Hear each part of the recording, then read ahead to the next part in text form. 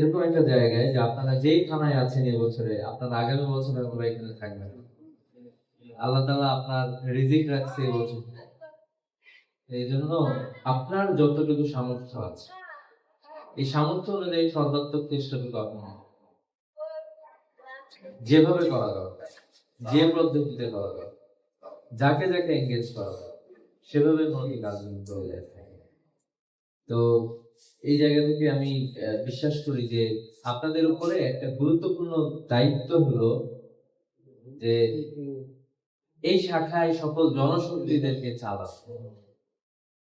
আমরা শাখা দায়িত্বশীল অনেক সময় দাওয়াতি কাজ করি, কিন্তু কিছু কিছু শাখায় দেখি, কিছু কিছু থানায় দেখি যে তারা তাদের জনশক্তিদেরকে ভালোভাবে মোবিলাইজ করতে পারে, কোঅর্ডিনেট করতে পারে, জনশক্তিদেরকে কাজে লাগে।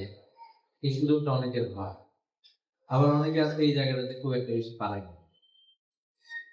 আমাদের আমরা দাওয়াতের কথাগুলো বলছি, দাওয়াত নিয়ে আলোচনা হয়েছে অনেক, কিন্তু আমার সকল জনশক্তিকে, কর্মী পর্যন্ত, সমর্থক পর্যন্ত দাওয়াতি কাজে লাগানোর জন্য যা যা দরকার, এই কার্যক্রমগুলো, এই পদক্ষেপগুলো আপনাদের নিন। প্রয়োজন আপনি দাওয়াতি কাজে নামবেন, এখন তো আমাদের জন্য সুযোগ আছে, তাই না? কঠিন কোনো কিছু আমাদের জন্য এই সময়টাতে আমরা যদি একটু দাওয়াতি কাজটা ঠিকঠাক মতো করে ফেলতে পারি, এখন আমাদের এক্সেস আছে প্রত্যেকটা জায়গায় যাওয়া, প্রত্যেকটা বাসায় যাওয়া, প্রত্যেকটা ছাত্রের কাছে যাওয়া। এই মুহূর্তটা আমাদেরকে সবার কাছে চলে যায়, চলে গিয়ে তাদের মাঝে দাওয়াতের জন্য যা যা করা দরকার, কোনো একটা প্রোগ্রাম শুরু করা, এরপরে ব্যক্তিগত আমাদের জনশক্তিদেরকে একটু ট্রেনিং এর মধ্যে নিয়ে আসে। আজকে শাখা দায়িত্বশীল আপনাদের সবাইকে এখানে বসাইছেন, তাই বসানোর পরে আপনাদেরকে এই আমাদের যে কেন্দ্রীয় পরিকল্পনা সেটা বোঝায় দেওয়ার চেষ্টা করছে।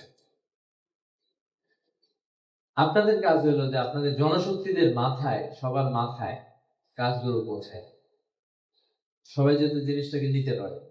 আমরা অনেক সময় আমাদের জন্য খুব কঠিন মনে হয় যে হ্যাঁ, আমরা এতজন সার্টিফিকেট করবো, আমাদের জন্য কঠিন একজনের জন্য, কিন্তু এই কাজটা যদি আমরা সবাইকে নিয়ে করতে পারি, তাহলে এটা আমাদের জন্য সহজ না? এই জন্য আমাদের কিভাবে জনশক্তিদের কারা কারা নিষ্ক্রিয় আছে, কি জন্য তারা নিষ্ক্রিয় আছে, কিভাবে তাদেরকে সক্রিয় করা যায়, সব বিষয়গুলোকে আমাদের নজর দিতে। একজন দায়িত্বশীলের অন্যতম গুরুত্বপূর্ণ কাজ হলো যে দায়িত্বশীল হচ্ছে টেবিল ওয়ার্ক করবে।